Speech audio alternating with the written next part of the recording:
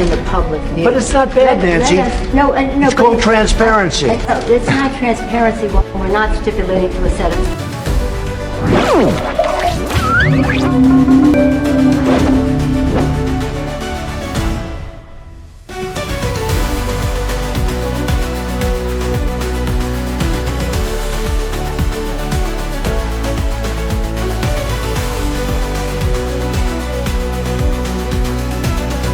Government Shutdown 2025.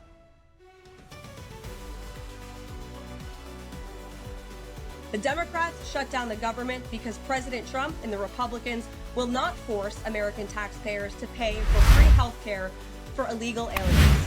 America is $37 trillion in debt.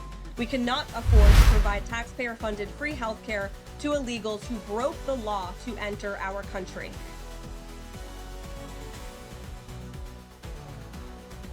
Republican and Democrat kiddies cannot agree on what should be funded. Democrat kiddies want you to have health care. Republican kiddies do not. Republican kiddies control the Senate, House, and the White House, so they're using that to cut your health care and give money to billionaires. Democrat kitty tries to negotiate, but Republican kitty keeps running away. He has a vacation to get. Uh-oh, suddenly the money you pay for your health insurance has tripled. Thanks, Republican. The government just shut down. And now, America holds its breath.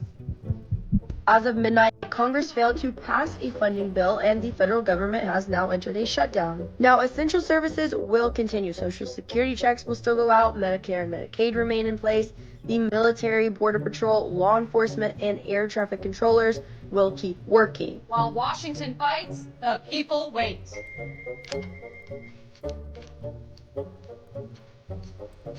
Now to the potential impact a government shutdown could have, not just on federal workers, but all of us.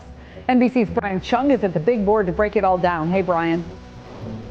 Well, hey there, as we do head towards a potential government shutdown, there's a lot at stake in terms of the economy, but also for the hundreds of thousands of federal workers out there who could be facing paycheck delays. Again, a lot of them actually might be forced to work because they're deemed essential, but would not be getting paid to do so. That can lead to... We can do things during the shutdown that are irreversible, that are bad for them and irreversible by them, like cutting vast numbers of people out, cutting things that they like, cutting programs that they like. And you all know Russell Vought. He's become very popular recently because he can trim the budget to a level that you couldn't do any other way. So they're taking a risk by having a shutdown. Day one of the shutdown, a new era of uncertainty begins. Breaking news, folks. The only president in U.S. history to give us not one, but two government shutdowns. Yes, two. History books are like, wait, he really did this? People everywhere are staring at their bank accounts like, I voted for this? Midnight in Washington, the federal government shut down, putting millions of workers at risk of not getting paid. Both sides saying the other needs to come to the table to resolve the stalemate. That we will work together and united as one Maryland to make sure that we can weather this storm. And with that, I want to hand it over to my partner in the General Assembly and my friend, Speaker Adrian Jones.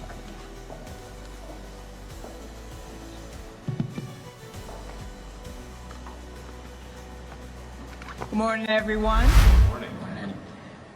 Marylanders are no strangers to threats of federal government shutdowns. But last night, these threats became a reality. While much has been said today about how we got here, my thought, first and foremost, always with our federal employees. Like everyone speaking today, they are public servants. They are our neighbors. They have bills to pay. And during federal government shutdowns, they are the first to suffer. We refuse to let them bear the burden alone. So in 2019, the Maryland General Assembly passed the federal shutdown loan program, which creates a mechanism for zero interest loans to Maryland federal employees in Maryland who are required to work during a federal funding lapse. These are not handouts. These are lifelines.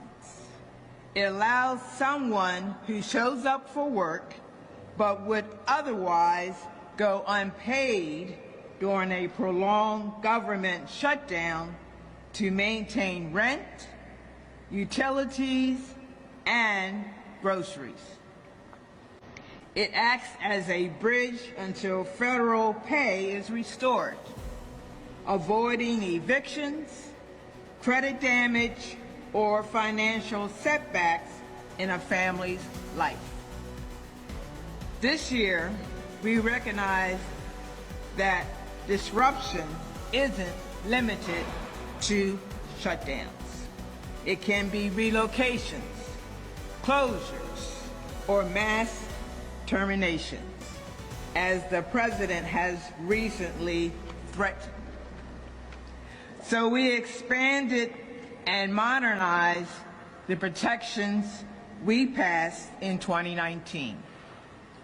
The Federal Loan Fund now also protects fired or displaced federal employees and provides the same kind of financial support.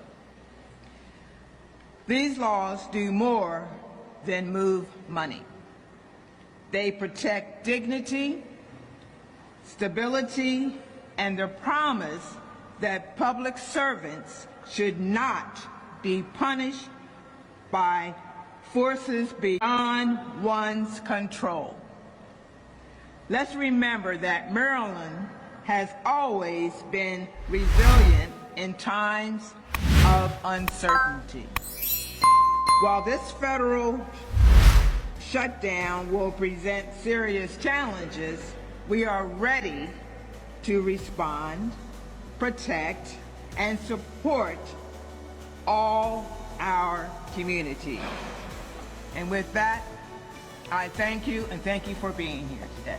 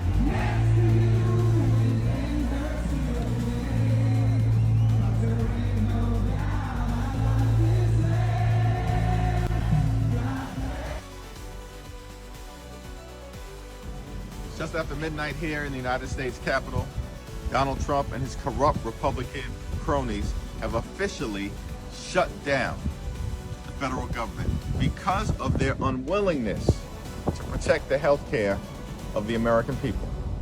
Democrats are on duty, ready to sit down with anyone, anytime, and at any place in order to reopen the federal government and pass a spending agreement that meets the needs of the American people. But we don't have a credible partner right now. And we will not support a partisan Republican spending bill that guts the health care of the American people. Not now and not ever. So let's take a look now at Capitol Hill, where the government has shut down for the first time in nearly 7 years At midnight, the government ran out of money. Both sides are blaming the other while millions of federal workers brace for what is a very uncertain future. What was the final chance to keep the government open failed tonight in the Senate. Majority Leader Thune and Minority Leader Schumer had this to say. Well, I know why we're doing this, Mr. President. The Democrats' far left base said jump, and Democrat leaders said how high. But the far left's determination to oppose anything President Trump has ever said or done is not a good reason for subjecting the American people to the pain of a government shutdown. It's natural that people understand that Donald Trump and the Republicans want to shut down and Democrats do not. We need to deal with this health care crisis now, not later. But the Republican bill fails to do that. I urge my Republican colleagues instead to join with us, work in good faith to keep the government open, keep costs down.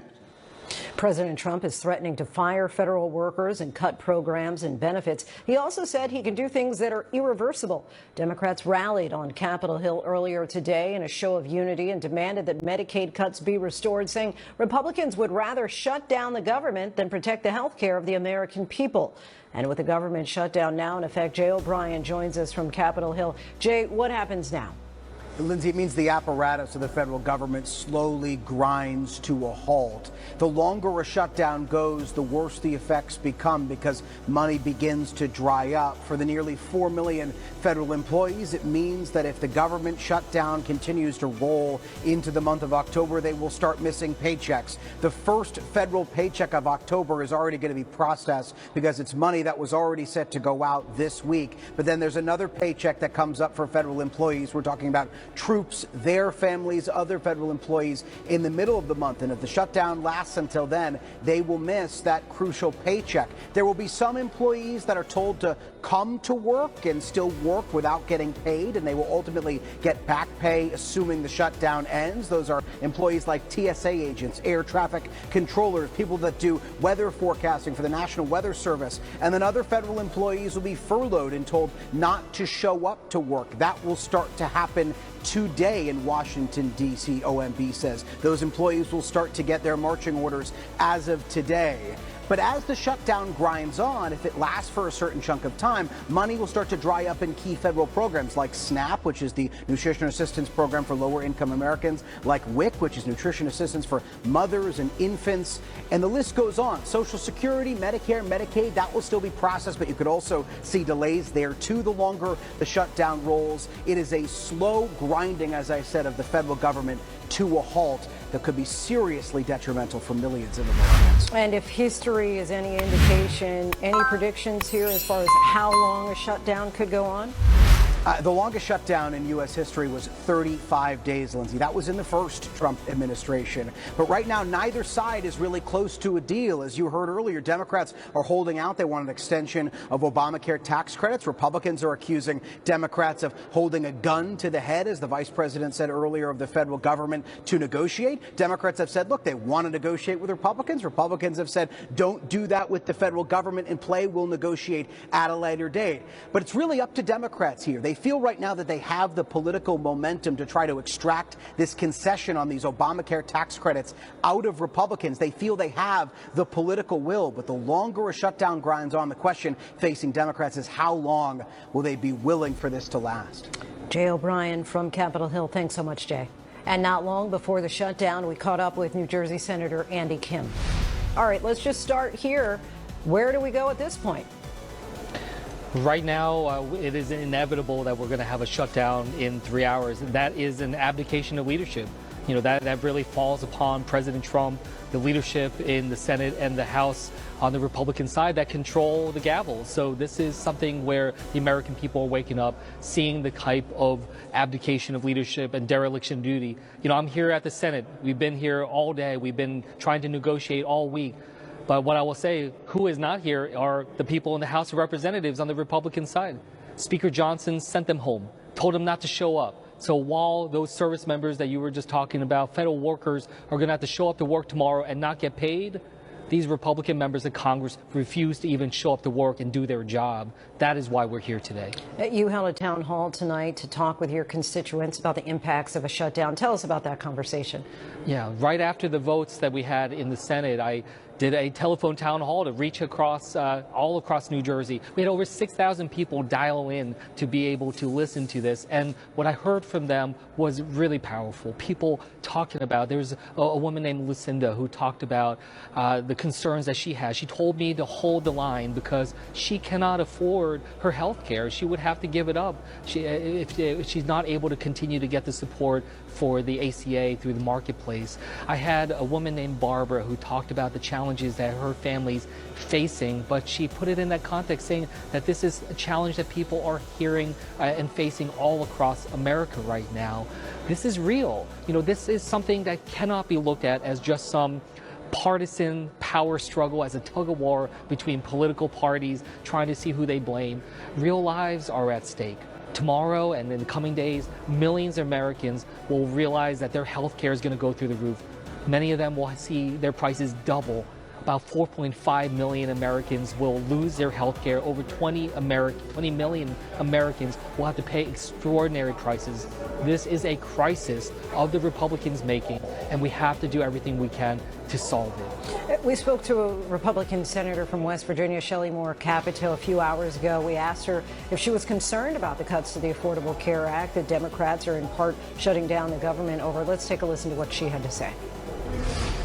I'm absolutely concerned. 60,000 West Virginians get a subsidy for their premium support.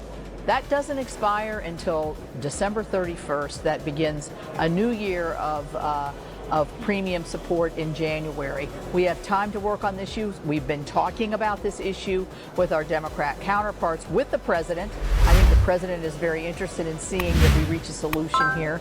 And so I think that what you're going to see is some kind of compromise, but we have to keep the government open while we reach and have those negotiated talks on premium support. If Republicans are willing to negotiate over this, why shut the government down now when the deadline of the ACA is December 31st? Well, it's not December 31st, and that's the problem, is that is out of touch with what is actually happening. The fact is that the open enrollment begins on November 1st when it comes to people getting their health care, and a lot of families are going to be looking at the increased costs and say, I can't afford that. I'm going to have to lower the type of coverage I get or get rid of it altogether, and have to make some really tough choices. They cannot wait till Thanksgiving or the end of the year to be able to get that clarity. This is a crisis right now, and we have to respond to it. And that is what I just fail to see, how my colleagues can be so callous in the face of so many challenges that Americans are facing with their loved ones or themselves to get care when they need it most. Just how concerned are you about the fact that the White House is threatening not to just furlough workers, but to fire them? Yeah, I mean, again, it just shows you just the extremism of what they're doing. And they're threatening to fire federal workers. They have already fired hundreds of thousands of federal workers. Their budget that they're trying to ram through would fire hundreds of thousands of federal workers. It is an attack upon our government and, frankly, our Constitution in terms of how we're trying to engage. And I say that as someone who worked as a career federal public servant in the civil service. I worked under both Republicans and Democrats in the White House. These are the people that are helping our government, helping our American people get the services that they need. And again, the idea that these service members and our government employees are showing up to work every day, even though they're not getting paid, while Speaker Johnson has given the Republicans in the House of Representatives a free vacation, while they are still getting paid, by the way, the president and the members of Congress get paid, I find that to be absurd. That's why I'm not taking pay as long as government is shut down. I'm going to stand with our federal workers and the American people to be able to help try to deliver the needs that so many of them are calling out for desperately. New Jersey Senator Andy Kim, we thank you so much for your time. I appreciate it. Thank you. And now we're joined by Avery Harper, our political director here at ABC News. So, Avery, who are the federal workers expected to be furloughed or fired as a result of the shutdown? Right, so anyone who is not considered essential, so those workers who are not protecting life or federal property, can be furloughed or sent home without pay during a shutdown. So when you think about some of these federal agencies in places across the country, think about workers who are performing administrative tasks or research tasks or policy functions. Those are the kinds of folks who are going to be furloughed. Now, in shutdowns past, we did not see federal workers fired during a government shutdown, but we have seen the Trump administration dangle the threat of firings, and that, of course, comes on the heels of other firings of federal workers that we've seen since President Trump has taken office. So, of course, we are watching to see if that happens, and if it happens, if those firings can even pass legal muster. Yeah, Republicans, as we know, are saying a shutdown could have been averted if Democrats simply supported a clean, continuing resolution, as they described it. But what kind of pressure are Democrats facing from their base to hold firm? Right. I mean, there is polling that suggests that Democratic voters want to see their party fight harder against this administration. And let's be frank, in Washington, D.C., Democrats have very little power. And so this is a big, visible moment for them to try and force the Republican Party and the Trump administration's hand. And so they argue that this is really about the Affordable Care Act, about those subsidies, about Medicaid cuts, about health care access. Republicans, they say, need to come to the table and negotiate a deal on this. But it remains to be seen if Democratic voters or any Americans are going to side with them on this. This is a huge political gamble. And so at this point, where does Congress go from here in the days, perhaps weeks ahead? Well, those lawmakers are going to have to come to the table, come together and negotiate. But because tensions are so high, it's unclear if there's any sort of off-ramp here. It is remarkable because one of the core responsibilities of Congress is to fund the government. And tonight, both parties and lawmakers in both parties have shown that they are unable to do that. And what role does President Trump play at this point? I mean, it's no secret that the Republican Party is taking its cues from the president. So what he says or does in this moment could help this shutdown that is most certainly coming, help that come to a close, or it could extend it. We have seen the president sort of inflame tensions here.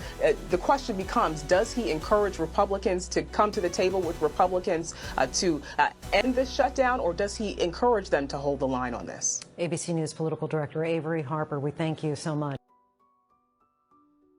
We do not want to shut down the government because you can't get The your last way. time you shut it down, you got let killed. me say something, Mr. President. Let me say North Dakota This and is the India. most unfortunate thing. We came in here in good faith, and we're entering into this kind of a discussion in the public view. But it's not bad, Nancy. No, It's called transparency. It's not transparency when we're not stipulating to a set of. As we inch closer to a government shutdown this morning, you said you might do a lot of layoffs. If DOGE is already reducing the federal workforce, why is it necessary to link more federal jobs cut to a shutdown? Well, the Democrats want to shut it down, and so when you shut it down, you have to do layoffs. So we'd be laying off a lot of people that are going to be very affected, and the Democrats, they're going to be Democrats. As you know, this country, no country can afford to pay for illegal immigration, health care for everybody that comes into the country. That's what they're insisting. And obviously I have an obligation to not accept that. That would affect everybody. You know, when I see what we're doing with AI and all the plants that are opening up in the country, $17 trillion is coming. And if you compare that to Biden had in 4 years less than $1 trillion. We have 17 trillion, more than that. I think it's going to be much more than that, David, by the end of this year. I think it's going to be far over that. It's a record. It's already a record in 8 months. It's a record by a lot. Are only hours away from a government shutdown, and the Democrats have a very clear binary choice. They can choose to keep the government open by voting for a short-term, nonpartisan, clean, continuing resolution, 24 pages long, or they can vote to shut the government down. That's what we're looking at. They, as you all know, have voted during the time they had the majority 13 different times, and when Biden was in the White House, on short-term continuing resolutions, 13 different times. And so it begs the question is what's changed? I think what's changed is President Trump is in the White House. That's what this is about. This is politics. And there isn't any substantive reason why there ought to be a government shutdown. This is something that has been done routinely, as I said, 13 different times when the Democrats have the majority. But we are not going to be held hostage for over $1 trillion in new spending on a continuing resolution. Nor are we going to be held hostage to allow illegals to get free health care in a continuing resolution. These are things that they're demanding as part of their so-called negotiation. Ladies and gentlemen, there isn't anything here to negotiate. This is a routine funding resolution to keep the government open so that we can continue our appropriations work and fund the government in the old-fashioned way, which is allowing the Appropriations Committee, Democrats and Republicans, to work together as they have been. And by the way, the Democrat leader keeps talking about not consulting.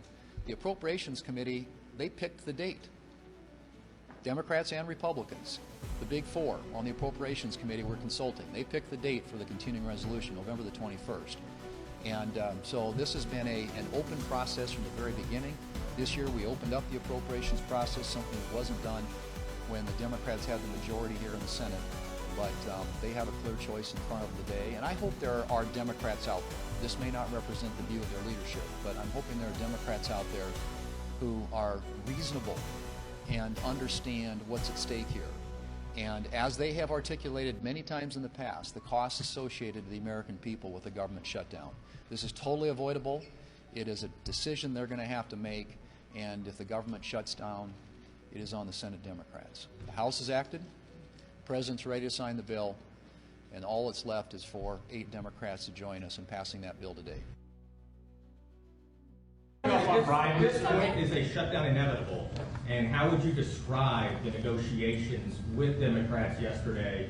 Are more meetings scheduled? So nothing is inevitable, but I would say it's probably likely because they want to give health care to illegal immigrants, which will destroy health care for everybody else in our country. And I didn't see them bend even a little bit when I said we can't do that.